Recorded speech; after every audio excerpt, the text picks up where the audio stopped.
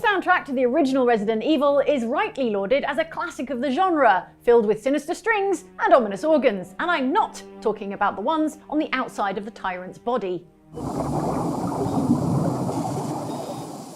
What you might not remember is that the original Resident Evil received a couple of re-releases for the original PlayStation, the Director's Cut in 1997 and the Director's Cut DualShock Edition in 1998.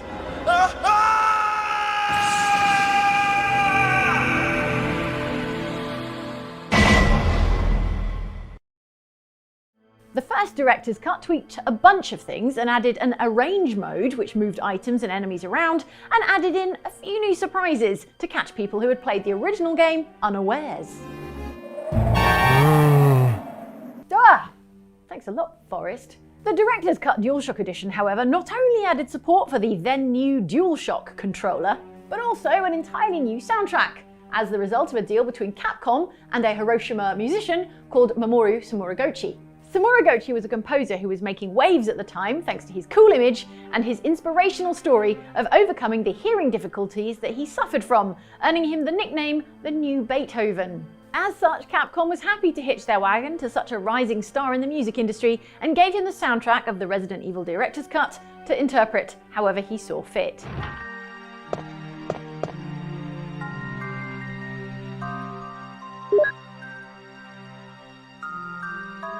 Mostly this was a bunch of moody gothic pieces that, while fine, weren't as good as the music from the original game.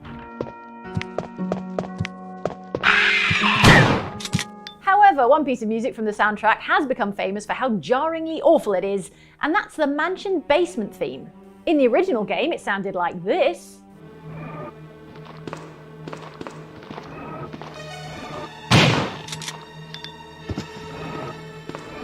And in the Director's Cut DualShock Edition, it sounds like this.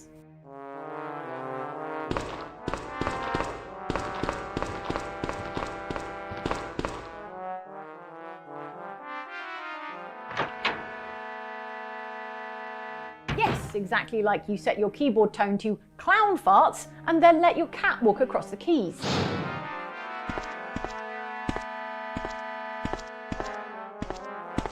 Obviously, that's awful, but the story takes an even more bizarre twist. Claims later emerged that Sumoroguchi was in fact embellishing the extent of his hearing loss for aura points, and also that he wasn't even composing half the stuff he said he was, using a ghostwriter named Togashi Nagaki to help him with his commissions. So why was the mansion basement theme so bad? Some suggest it's because the wrong MIDI instrument was used, and Sumoroguchi, who at the time was claiming to be totally deaf, didn't want to let on that he knew how bad it sounded. Indeed, YouTuber Agent Red Jackal has uploaded a version of the song transcribed and played on a different instrument, which gives you an idea of how the piece was maybe intended to sound.